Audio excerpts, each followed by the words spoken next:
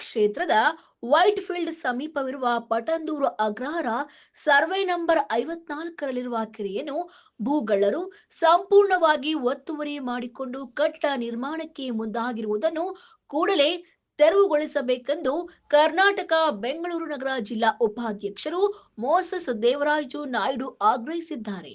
ಬೆಂಗಳೂರು ಪೂರ್ವ ತಾಲೂಕು ಕೆಆರ್ಪುರಂ ಹೋಬಳಿ ಪಟಂದೂರು ಅಗ್ರಹಾರ ಗ್ರಾಮದ survey number 54ರ ಪಟಂದೂರು ಕೆರೆಯ 1.17 ಎಕರೆ ಜಮೀನನ್ನು ಅತಿಕ್ರಮಿಸಿ ಮರಗಳನ್ನು ಕಡಿದು ಜೆಸಿಬಿಯಿಂದ ಕೆಲಸ ಮಾಡುತ್ತಿರುವುದಾಗಿ ದೂರಿದ್ದಾರೆ.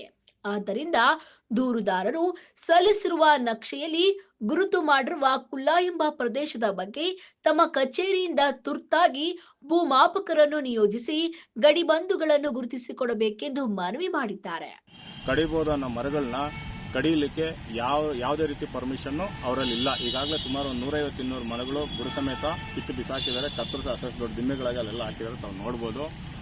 ಈ ಸರ್ಕಾರಿ ಕೆರೆನ ಈ ಕಾಂಕ್ರೀಟ್ ಕಾಂಪೌಂಡ್ ಹಾಕೊಂಡು ಒತ್ತುವರಿ ಮಾಡಿದ್ದಾರೆ.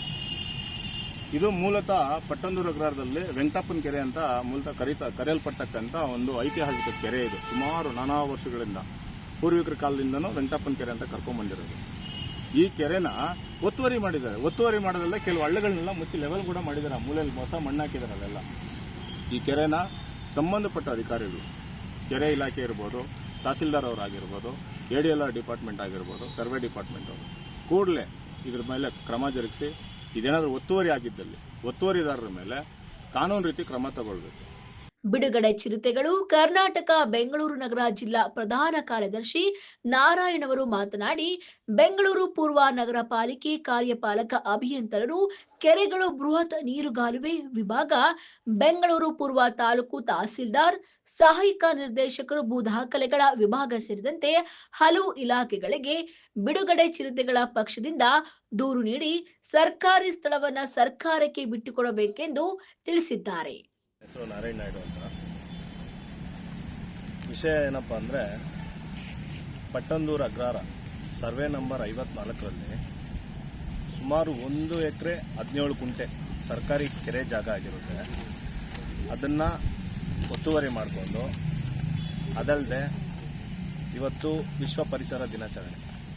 ವಿಶ್ವ ಪರಿಸರ ದಿನಾಚರಣೆಗೆ ನಾವೆಲ್ಲ ಸುಮಾರು ಗಿಡಗಳನ್ನ ಬೆಳಗ್ಗೆಯಿಂದ ನೆಡ್ಸೋದಾಗಲಿ ಈ ಥರ ಕಾರ್ಯಕ್ರಮಗಳು ಮಾಡ್ಕೊಂಬಂದೆ. ಇಲ್ಲಿ ನೋಡ್ಬೋದು ನೀವು, ಸುಮಾರು 100ರಿಂದ 150 ಮರಗಳನ್ನ ಕಡಿದಿದ್ದಾರೆ. ಅದರಲ್ಲಿ ಗಂಧದ ಮರ, ಕೆಲವೊಂದು ಮರಗಳು ಕಡಿಬಾರದೇ ಇರೋ ಮರಗಳನ್ನೂ ಸಹ ಕಡಿದಿದ್ದಾರೆ. ಇದ್ರ ಬಗ್ಗೆ ಮಾತಾಡೋಕ್ಕೆ ನಾವು ಬಿಡುಗಡೆ ಚಿರತೆಗಳಿಂದ ಬಂದಿದ್ದೀವಿ. ವರದಿಗಾರರು PTV ನ್ಯೂಸ್ ಕನ್ನಡ, ಬೆಂಗಳೂರು.